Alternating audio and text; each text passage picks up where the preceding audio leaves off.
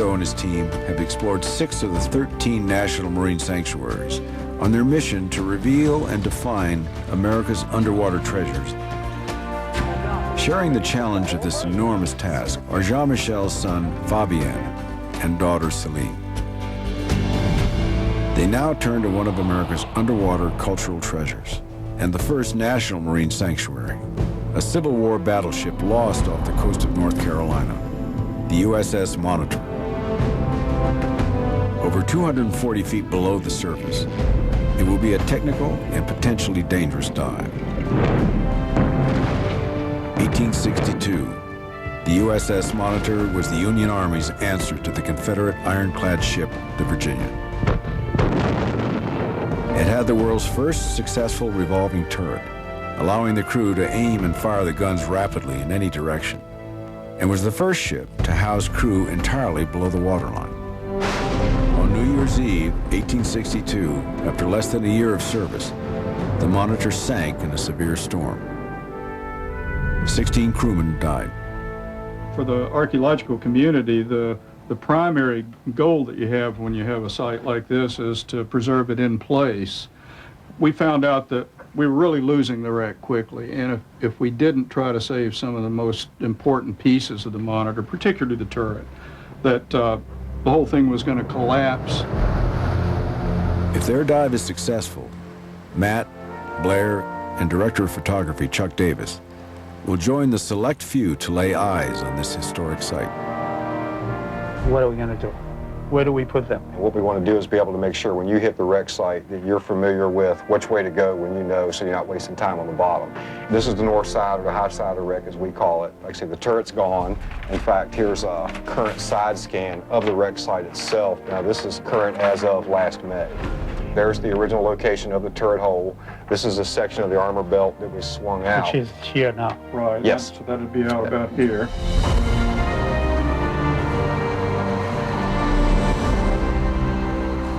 Let's talk about currents. The current is normally This cutting way. across just about at that angle. Now, having said that, though, we have had current meters out here that show that the current goes all the way around the compass.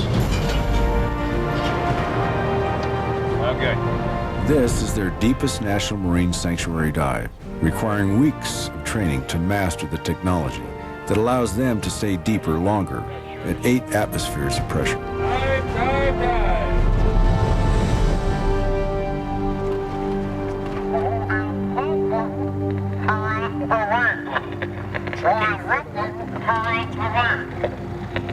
Understand, you are looking for the wreck. They breathe a mixture of helium and oxygen, less narcotic at depth than nitrogen. But they must descend slowly to prevent dangerous oxygen buildup in the rebreathers. We see the wreck. Okay. The Monitor's shape becomes apparent, claimed completely by the sea. It first served in war. Now it serves the ocean as a platform for life. This deep dive is one back in time to a very real piece of history.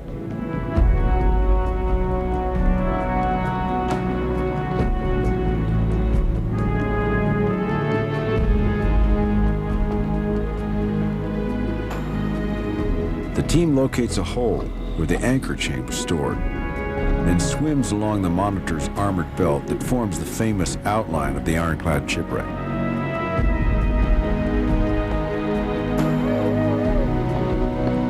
The sanctuary staff have asked the team to collect samples of wood and iron, part of ongoing studies to provide a better understanding of the saltwater deterioration of the components that were used to construct the Monitor and to aid in its restoration.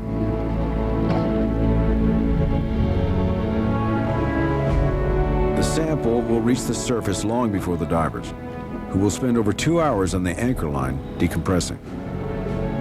For Matt and Blair, history has become personal.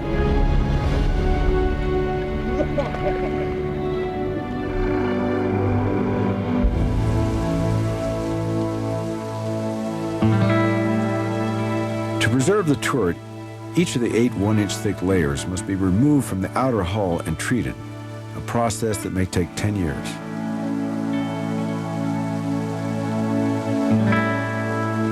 then go on display at the Mariners Museum in Newport News, Virginia, where it will join the collection of other artifacts recovered from the Monitor. One of the things we always attempt to do with our national marine sanctuaries is provide the maximum amount of public access to and enjoyment of the resource.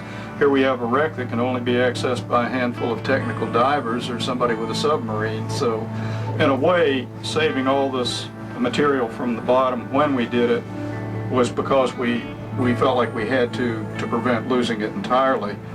We literally will be able to let millions of people enjoy this.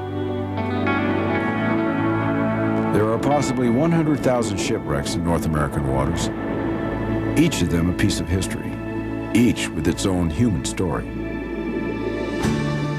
A surprisingly treacherous passage along America's shore lies not at the sea, but in the Great Lakes, at Thunder Bay.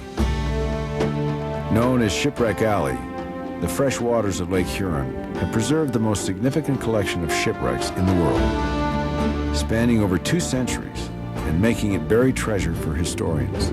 How the ships were built, what kind of wood they used, where were they going, where were they coming from. To me, that's part of history. And if I understand my own backyard, then I'll do a better job understanding the rest of the planet. How many ships are laying at the bottom? Well, in the whole of the Great Lakes, as many as 10,000. Within the 448 square miles that make up the sanctuary, there are probably 160 and another 50 or 80 around the perimeter. Our country, I met you. Established as the Thunder Bay National Marine Sanctuary in 2000, it also serves as a training ground for the next generation of underwater explorers. Correct your rudder to come to 140. Catching 150, sir. The Pride of Michigan is an official training vessel of the U.S. Naval Sea Cadets. On board the Pride, Sea Cadets study a wide variety of skills under the supervision of Captain Lou Clyburn.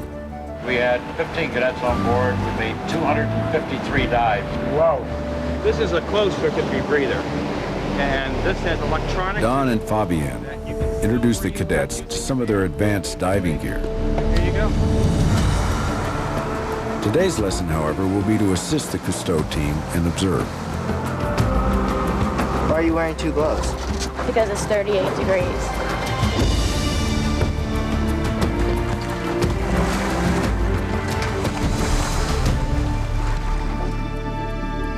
The ship is the Defiance, a 250-ton schooner built in 1848 and resting at 186 feet. Its story is one of Thunder Bay's most enduring mysteries. According to reports, the Defiance struck the Audubon, but a careful examination of the wreck revealed little or no damage to the Defiance's bow. What you guys have found out that the bow of Defiance is actually in pretty good shape. There's a small crack there, but probably just enough to let on a little bit of water, and over time, the ship slowly sank. 3 miles away lies the 370-ton brig Audubon. Where did the article say it hit the Audubon here? They described that the ship was holed almost to the mast. The bow split, but that could have been from anything. It could have been from the sinking, hitting nose first. Striking bottom, yeah. We took a good sweep right across from bow to stern, and we didn't see any serious damage here or on the port side. So either the divers missed something, or the reports are wrong. If the crew of one ship reached the journalists first, they might state their side of the story, particularly if they thought the other ship went down with all hands and there weren't any witnesses. The images shot by Jean-Michel's team might very well hold the key to unlock this unsettled mystery. It's clear that the Audubon's heavy load of rails was stored on deck rather than below. This could have made the ship dangerously top-heavy and unstable. The Audubon may have been struck lightly, but careened over, capsized. The capsizing of the Audubon, however, is only a theory and will take a great deal of research to prove. But shipwreck research in the Great Lakes is being threatened by an unexpected invader capable of changing history. It's all clear. You can see everything. It is. And this was, what, 3 years ago? This video was taken in 2002. This is 1848, captured in this moment in time on the bottom of Lake Huron, which is really what's magical about the Great Lakes. This is just amazing. It looks almost like someone put this wreck down yesterday. But that was 2002. By 2005, everything had changed. Two species of mussels, quagga and zebra, had invaded the Great Lakes, causing untold damage, not only to the shipwrecks, but to the entire Great Lakes region. What alerted everybody to the problem to begin with was early on zebra mussels were colonizing the insides of water intake structures, power plant intake structures, any raw water users of the Great Lakes. They had pipes out into, drawing water in. Zebra mussels were infesting the inside and actually closing these pipes and decreasing the capacity of these pipes to draw water through it. Zebra mussels come from the Caspian Sea? Caspian Sea, Black Sea region, right? And the quagga mussels, where do they come from? Black Sea. So we suspect that a ship brought them in the ballast water. Yep. And of course we dump our ballasts wherever we want and create chaos. Yeah. But this is growth of only 3 years. I'm wondering in another 3 years or 10 years. Or... This whole phenomenon sure lends some urgency to documenting these wrecks, though, doesn't it? Currently, there is no clear solution to the mussel invasion or to the ultimate environmental effects in Thunder Bay.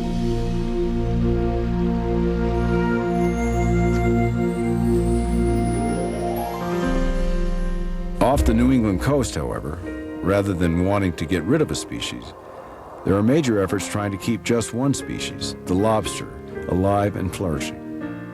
The Stellwagen Bank National Marine Sanctuary's abundant resources include numerous whale species here to feed and making it a popular whale watching destination. Historically, groundfish like cod have made these waters a mecca for fishing for over 400 years.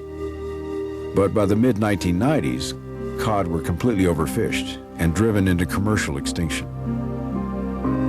Without the cod, the lobster flourished. When there are a lot of these big codfish around, well then they'll eat the lobsters. If you remove those codfish through fishing, then you create a refuge from predation that's size related. In other words, once a lobster grows above the size at which the average codfish around here can eat, there's virtually nothing else that will feed on it. And these days, there's more lobsters than probably ever before. So a community long dependent on fishing is now dependent primarily on lobster. But lobsters, too, could be easily overfished. A key factor in careful management is to understand their breeding cycle. Stellwagen's rich waters provide an important location for research. I work primarily in the coastal waters of Maine, and there the lobsters are mostly juveniles. And I'm hoping that out here on the bank I can find some breeding areas where there are larger lobsters, the reproductively active lobsters. Why are you doing this? I mean, what are we learning? Well, what we know about how lobsters get together and make more lobsters is based on observations made in large aquaria. And what we know is based on laboratory observations. In the field, no one's ever recorded this lobster behavior. Wow, look at this. I'd say that's probably 25, 30-year-old lobster. Wow. So, all we have to do is find some females that are ready to mate, attach a tag, so we can go back and follow them to the big male. It transmits a signal that we can listen to underwater using a hydrophone, which is an underwater microphone. Each individual lobster has a separate frequency and code, and underwater you listen to track the lobster who's wearing this. It's important to know what habitats lobsters use for courtship and mating behavior, because without reproducing, there is no future for the lobster. In the last 10 years, the deployment of lobster gear within the sanctuary has increased greatly. And one of the concerns is that as fishing pressure increases within an area, the size and age structure of the population is going to change. Having big, old animals is extremely important to maintaining a functioning biological community. All righty. We do have some very large females. This has been a proven producer of eggs, the future of our generations, right? This is what we want to do. We have to release this. We do have a much larger. Whoa. With Are they egging out yet? They're egged. Oh, nice. Now those are close to hatching. Yes, they are. Yeah, you can see the little eyes in each egg. There are 2 eyes. And as the female gets larger, this gets wider and she carries more eggs. Not only does a larger female carry more eggs, she carries larger eggs, and her offspring are larger when they hatch. So these animals are particularly important to the fishery, the future of the fishery. With people like Diane sharing her expertise with other scientists, with the fishermen, has worked to everybody's advantage. The lobster is an icon of New England seafood, but it's also wildlife. And the National Marine Sanctuary is beginning to look at, well, how do these organisms function in this larger biological context? And are there things that we can do that can help restore the balance, you know, in this place, in this national treasure?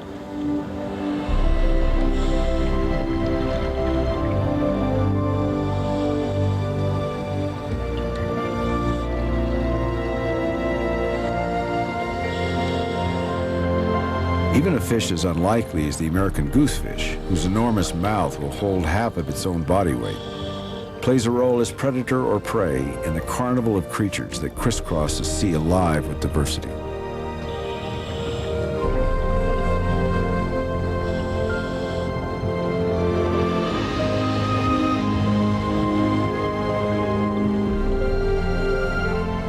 Stellwagen Bank offers a cautionary tale, not only of what taking too much can do, but of the irreplaceable value of even the most unlikely species. In the cold waters of Monterey, California, similar lessons. The Monterey Bay National Marine Sanctuary is the deepest of all the sanctuaries, with a Grand Canyon of rich, upwelling waters that nourish an explosion of life.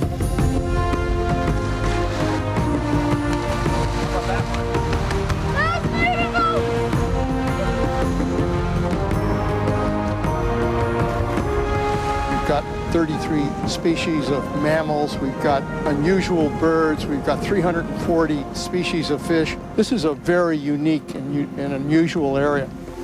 But this incredible ecosystem lives day to day in a delicate balance with industry, agriculture, fisheries, and recreation. A balance that we have only recently begun to understand. Unfortunately, the learning curve came with a high price. Our actions over the last 150 years have pushed the vibrant diversity of Monterey Bay to the edge.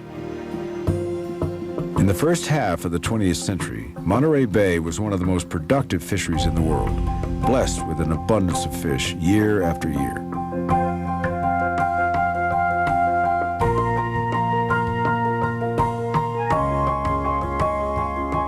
Communities sprang up overnight, fortunes were made, businesses were booming. When I was a boy growing up in Monterey, this was the sardine capital of the world. After a 50-year bonanza riding a silver tide of seemingly inexhaustible sardines, finally the last ones were canned, and Monterey crashed. A lot of people in Monterey were the victims of what happened because there were a lot of jobs on Cannery Row, there were a lot of jobs associated with the fishing industry, there were a lot of families that were very dependent on that economically, and suddenly it was wiped out. It was gone. With fishing dramatically reduced, life underwater began to return to the bay, without the sardines. Around the same time, one site was made off limits to fishing, and the team stops at one of Monterey Bay's totally protected areas. Point Lobos is a 500-acre reserve, and it is precipitous, and it is prolific with life, and because it has been a reserve for over 40 years, it is as it should be, and as it was many years ago.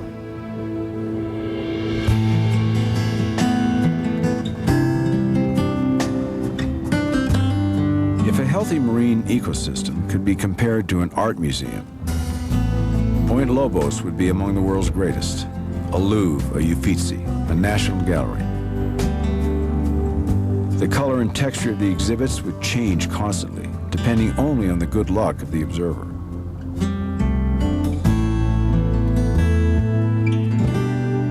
and the price of admission, protected areas.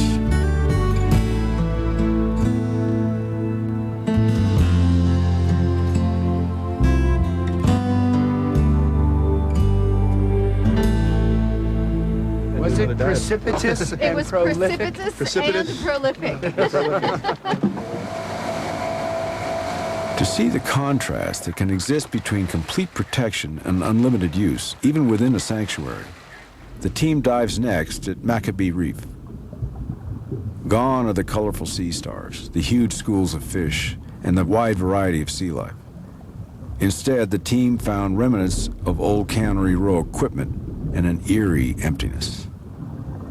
Although the complex diversity is diminished here, the area is far from lifeless.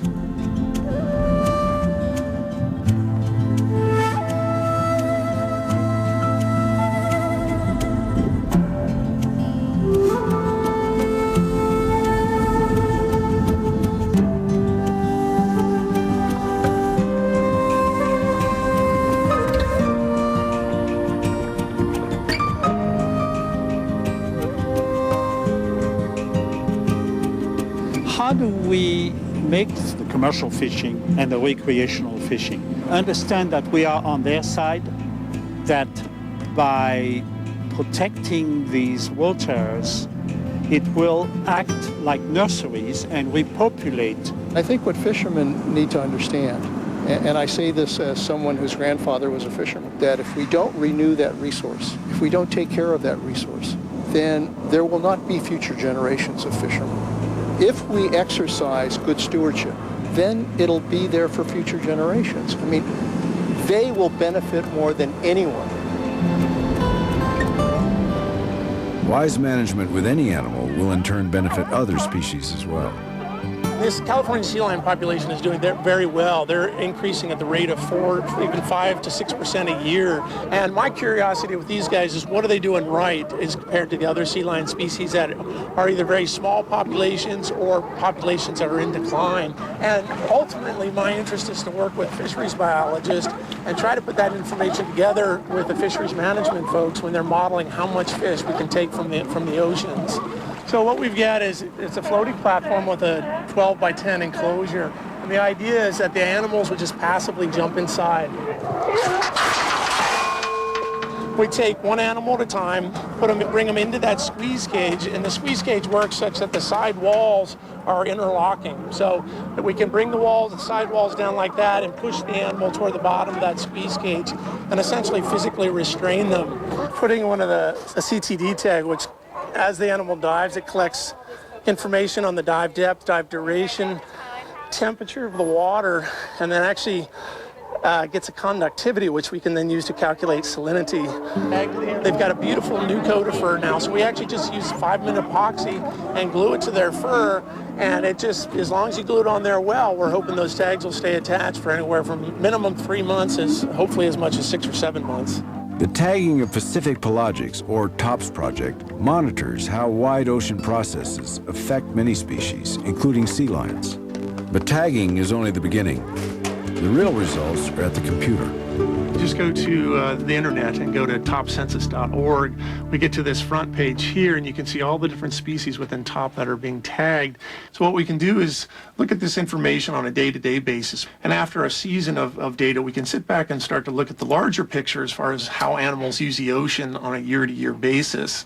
If we want to look at all the different species combined of sharks, tuna, albatross, seals, and sea lions, you can see that it's almost entirely covering the North Pacific. And what we find, doing a little bit of analysis, is actually where they're spending most of their times are these hot areas, these red areas. And that's right where we are. Yeah, we're right here in the Monterey Bay, and this is the Monterey Bay National Marine Sanctuary. Among the now abundant sea lions, those tagged by the TOPS project become animal explorers, sending back data on the ocean itself like a remote vehicle, but one full of life and full of play.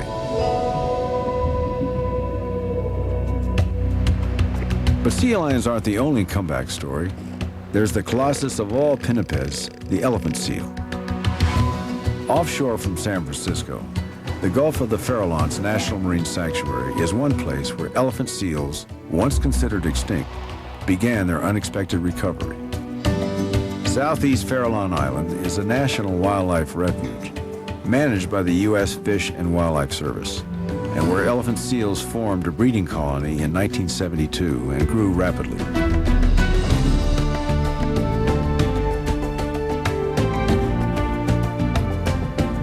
If I told you everything going on the beach behind me, it would be like a soap opera. There's cows losing their pups. There's other cows adopting their pups. There's males fighting for dominance. There's massive social interactions going on back here every single day. So you don't need TV at all. Your soap opera's right That's here. right. I have a telenovela right out my door. The males really have a very tough life. Yep. Or maybe they have it good for a couple of years. Brutal and short, and a couple of good years for the few percent that are in this position of having a harem. Most of them won't ever have that. The only way for a male to gain a harem is to dethrone the alpha male, also called the beach master.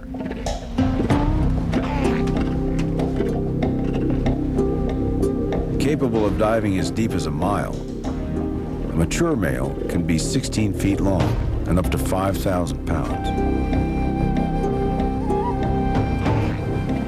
It's always a matter of just size. If the new guy is smaller, he'll back off. That fight was just a couple hits.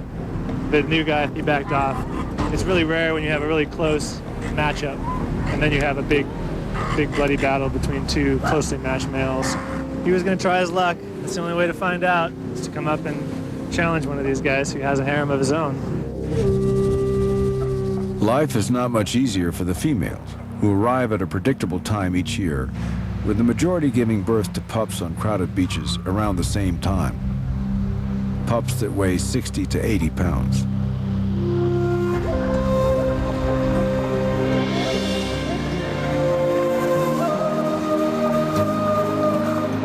When a pup is born, there's excitement and a lot of agitation. Other females can smell the newborn, and if a nearby female has her own pup, she'll be aggressively protective, even biting and attacking the new baby. She has to stay with her pup at all times to protect it from injury and to avoid getting separated. The pups will nurse for only a month, quadrupling their weight. Then she mates with her massive beach master and returns alone to feed in the sea. The pups will remain for a couple of months, surviving on their fat and teaching themselves to swim and to feed. There is now hope that the elephant seals will continue to reign on the beaches they have reclaimed, all within the boundaries of the National Marine Sanctuaries.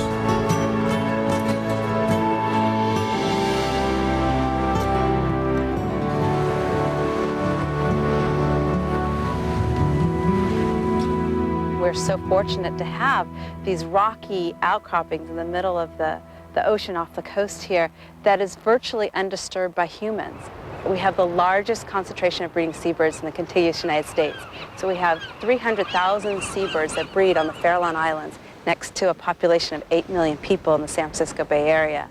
The ocean provides the food, and then the islands provide the safe haven, the home that they can go home to and rest, that they can breed and give birth to their young. There's 4 eastern boundary currents in the world, and they're upwelling zones, and the Gulf of the Farallones happens to be in one of these upwelling zones. And they're the richest marine environments in the world. And what makes them so special is that the Gulf Farallones has a wide continental shelf that drops into a deep abyss. And in that abyss is where all the nutrients concentrate. So when the wind in the spring blows the water offshore, the nutrients, the cold water, come to the shallow area. The sun beats down and it blooms. You just think of like a field, and there's tons of food. And the food attracts fish, seabirds, seals, sea lions, whales, dolphins, and sharks. Each fall and winter, white sharks congregate on the Farallones to prey on young elephant seals as they leave the beach. With a growing number of seals, the white shark population at the Farallones is one of the largest in the world. The team is less likely to see a white shark during spring, but they take precautions. We're in 60 feet of water. As you guys know, we're in shark country, so I would think you'd want to get in and get on that anchor line and get to the bottom. The water at the Farallones is green because it's nutrient-rich, sunlit, and full of phytoplankton, or marine plants. The team dives through clouds of tiny mysid shrimp, like swarming bugs. They bear witness to fantastic invertebrates, animals without backbones, growing large and colorful, bathed in these rich waters.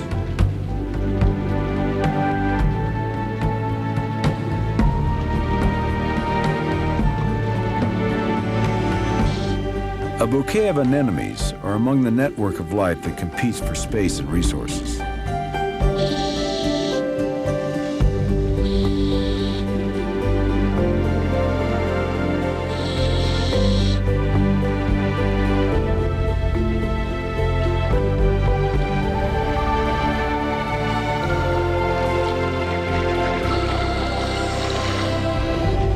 Unfortunately, it's what the divers don't see that's a concern.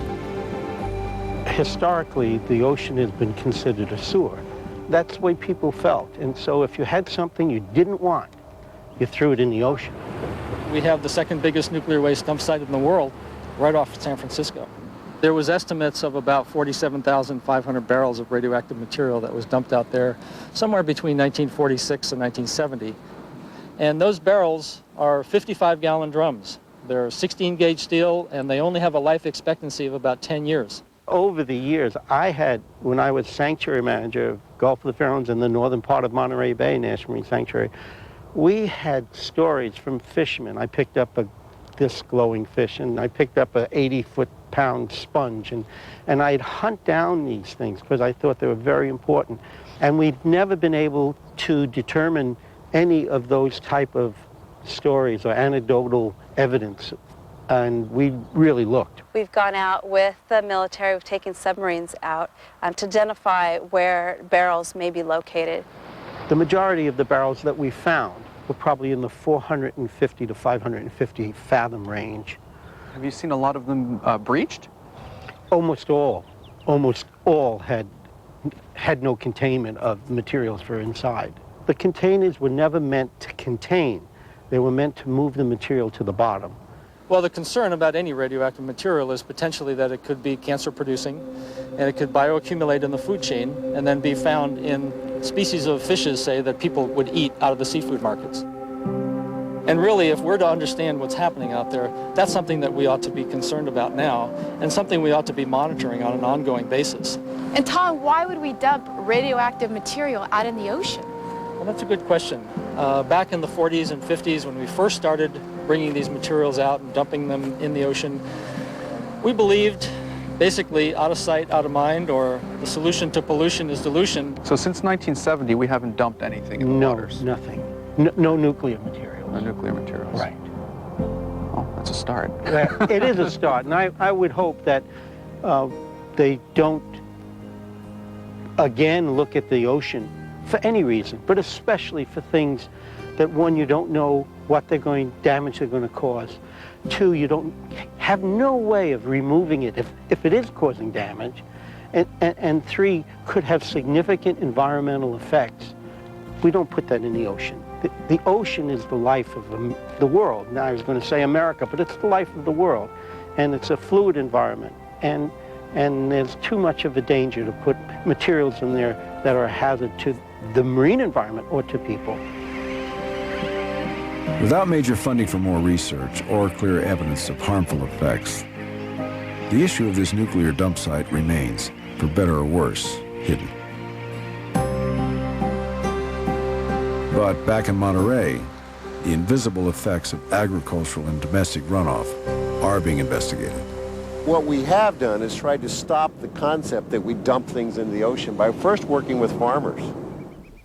We have really gotten away from the traditional neurotoxic chemistries, and we're really using products nowadays that are very selective. They're very narrow and specific towards the insect or the pathogen that we're going after. We have completely adopted drip irrigation on our 15 ranches, so we're able to place the water right where the plant needs it and not waste water and not create unnecessary overuse or runoff. Right, because this is very nice, rich soil. You wouldn't want it to end up down there in the slough. Everything we do in our daily lives impacts the water quality, from driving our cars to picking up after our pets to, not washing our cars on the streets. All of those things can help improve water quality. Whenever possible, after a major storm, volunteers take samples to measure water quality. So it looks like the transparency here is just about 4 centimeters, and that's quite low for a transparency reading. Typically, anything below 25 centimeters is a red flag for us.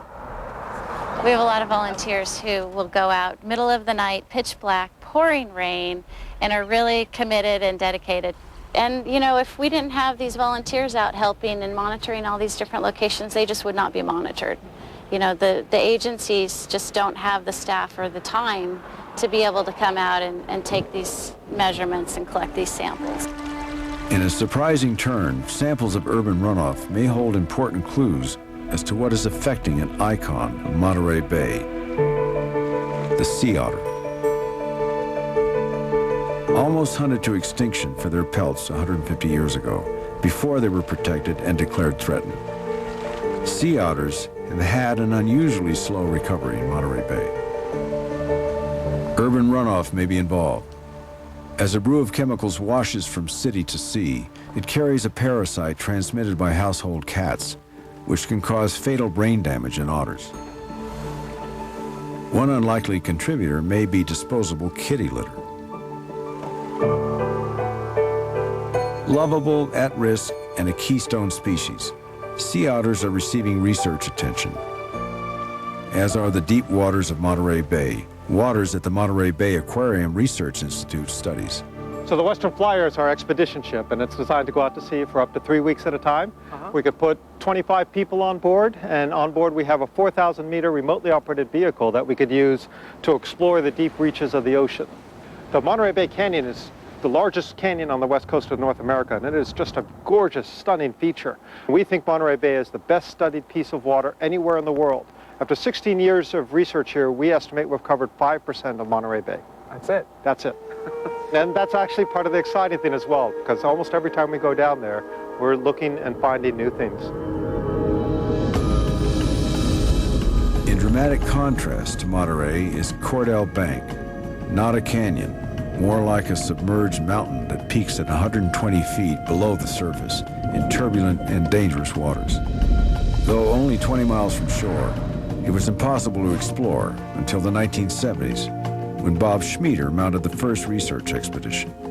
When you explore something that has not been described before, you are guaranteed to make discoveries. It always happens, and we did. What we found was this incredibly lush community of organisms just bursting with growth, supporting the food chain all the way from the smallest invertebrates to the large mammals that we see on the surface. The deep water vitality Schmieder knows is there will be difficult to reach. The wind, currents, and strong swell make Cordell Bank an almost impossible place to dive. And it's critical to set the anchor exactly on the site. The anchor placement seems perfect, but no one's sure if they're on the ridge. Zim will make an exploratory dive before putting the other divers at risk. But the boat pitches, and he hits the rail going in. He gives the OK signal and disappears. But the troubles aren't over, and communications fail. Diver, this is topside, com check.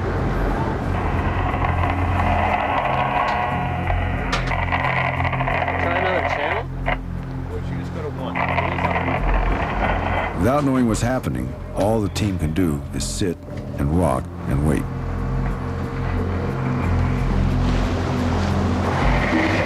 Got some bubbles off that float. Yeah, he's there. Zim didn't descend the 120 feet to the ridge, but he was able to provide the team with underwater conditions and to confirm their position. Let's say about 20 feet down. That current really drops off.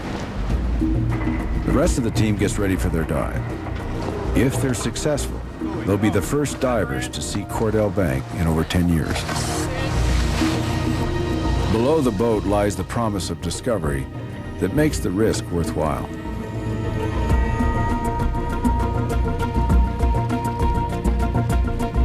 Cordell Bank National Marine Sanctuary represents the phenomenon of a geological feature rising abruptly from the seafloor, bathed in a nutrient-rich current, seeding the ocean with abundance. The water that flows over Cordell Bank is relatively clean and it's relatively calm. Then there's this upwelling that occurs because of the California current. There's a lot of food coming up from the deep water. This force feeds the population, and so the population just explodes.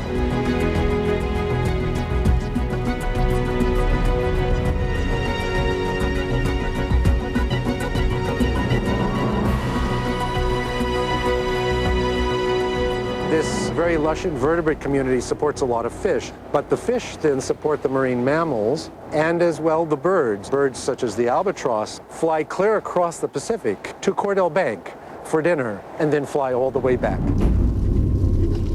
After an incredible dive, the team has to fight their way back against strong current. Once at the surface, it takes 40 minutes to get them back in the boat.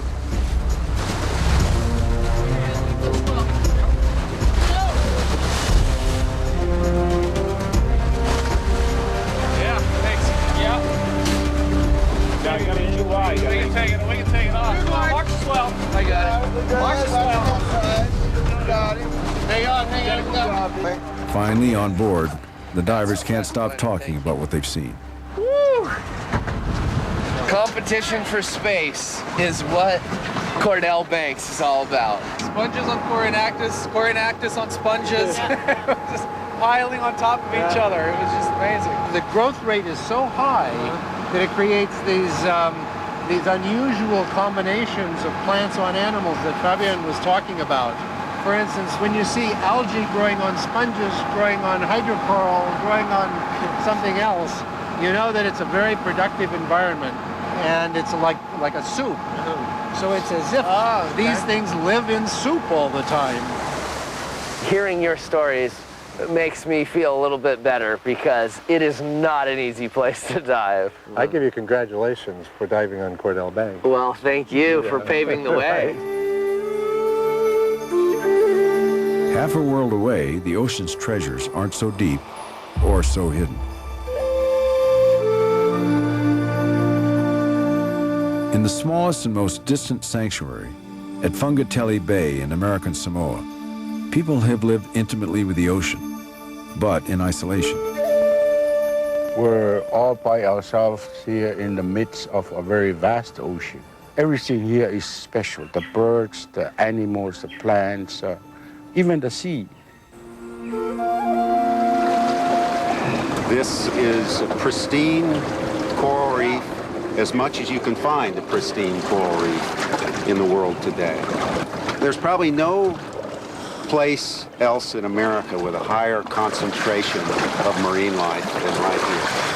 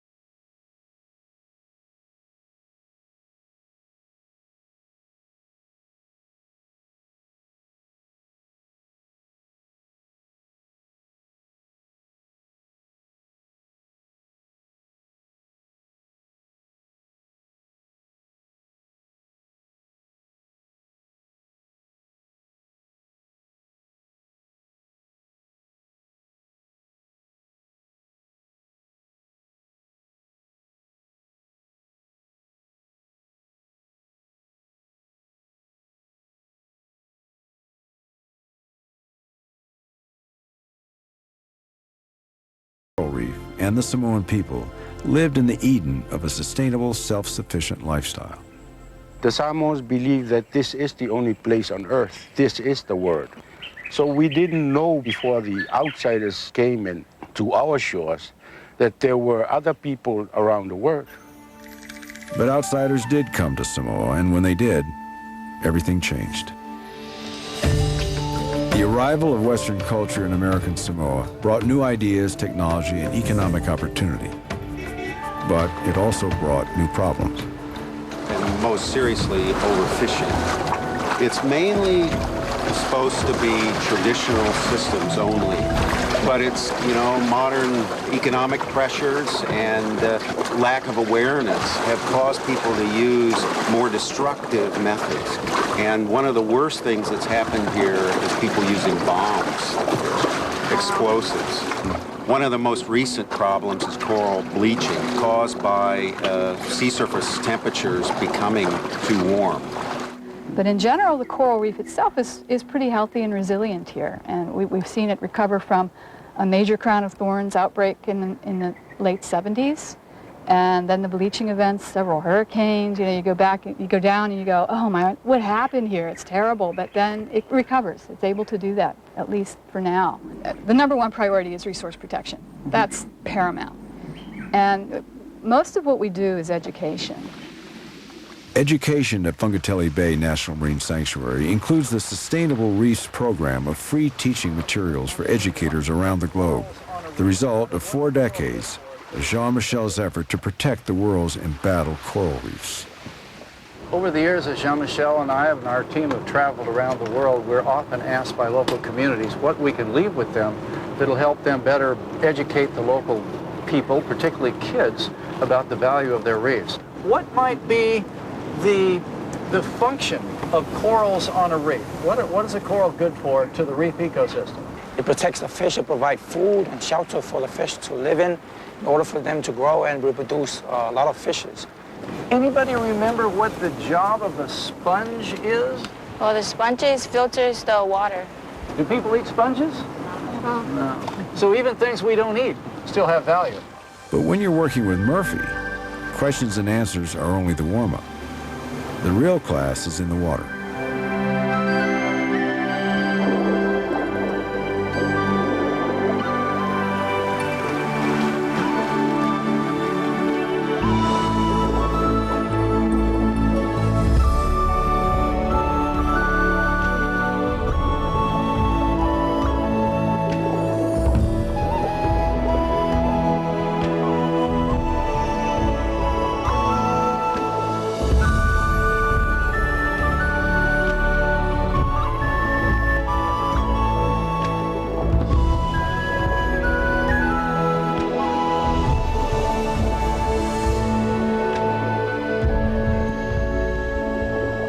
Information provided by educators and sanctuary scientists is invaluable.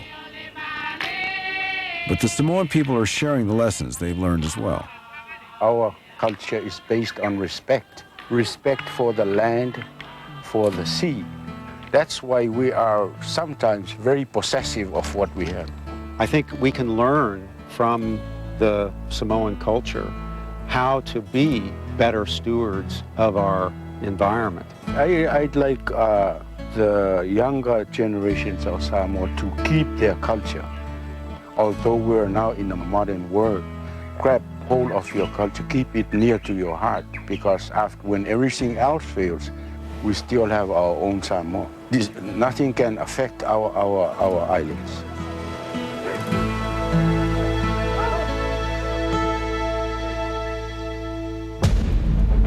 Far to the north and previously explored by the team lies the most remote island group in the world, the northwestern Hawaiian Islands.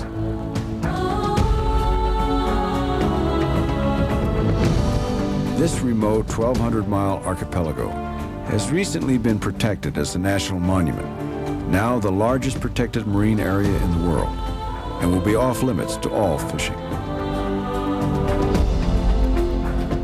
1/4 of its species are found nowhere else, and it contains some of the most pristine coral reefs on Earth.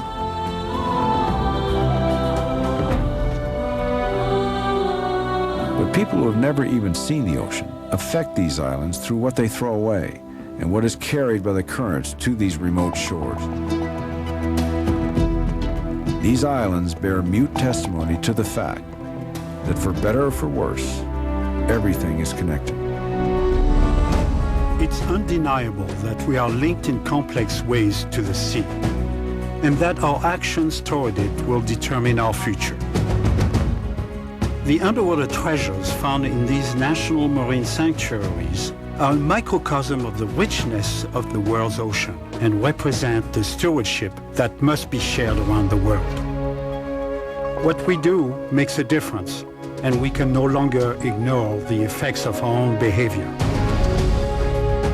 What we can do is continue to learn and take action. And we can celebrate the adventure of our fortunate existence on this incomparable water planet.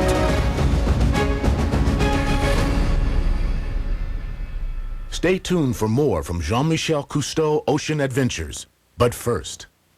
10,000. 15? 15, you think? 20, 21,000? 600. 20. 18.5. 24. It's at least 40. Look at it. 4,500,000. 650. 20. 650. This textile would be worth about $500,000. $500,000? No way! I knew it's just a blanket. Laying on the back of a chair. Well, sir, you have a national treasure. Wow. A national treasure. Congratulations. I can't believe this. Jean-Michel Cousteau, America's Underwater Treasures, is available on video cassette or DVD with additional features. To order, call PBS Home Video at 1-800-PLAY-PBS. Play fun games and download gorgeous screensavers. Try our educational activities. Meet other unusual underwater creatures. Go on your own ocean adventure at pbs.org.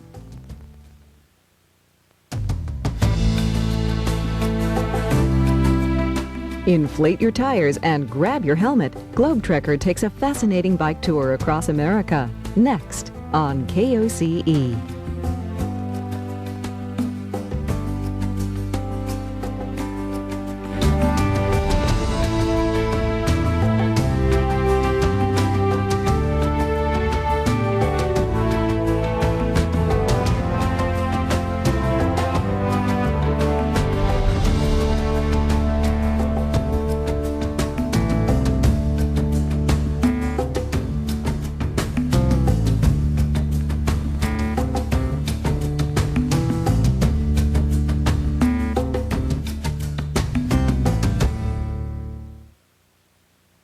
Production funding for Jean-Michel Cousteau Ocean Adventures is provided by... For each of us, there is a moment of discovery. We understand that all of life is elemental. And as we marvel at element bonding with element, we soon realize that when you add the human element to the equation, everything changes. Suddenly, all of chemistry illuminates humanity, and all of humanity illuminates chemistry. The human element. Nothing is more fundamental, nothing more elemental. With additional funding from the William K. Bowes Jr. Foundation, Ann S. Bowers and the Robert Noyce Trust, the William and Gretchen Kimball Fund, the National Marine Sanctuary Foundation, by the Corporation for Public Broadcasting, and by contributions to your PBS station from viewers like you. Thank you. We are PBS. Orange Coast Magazine brings Orange County to you each and every month. Now you can support KOCE and receive Orange Coast Magazine in one simple step. Become a member of KOCE at the $100 level and you'll receive a year's subscription to Orange Coast Magazine. Enjoy 12 issues of this award-winning publication. Call KOCE now at 1-800-278-5050 or visit online at koce.org to become a member. On a balmy September night, the realization of a dream almost a decade in the making. Orange County celebrates the opening of the Renee and Henry Sagerstrom Concert Hall, complete with red carpet, beautiful gowns, dapper men, and bright smiles all around. But for the Pacific Symphony, it means welcome home. This hall marks the beginning of a new chapter in the orchestra's story, an exciting time for everyone, including President John Forsyth. Well, as you can imagine, it's been an enormous journey, and it's almost a dream. It really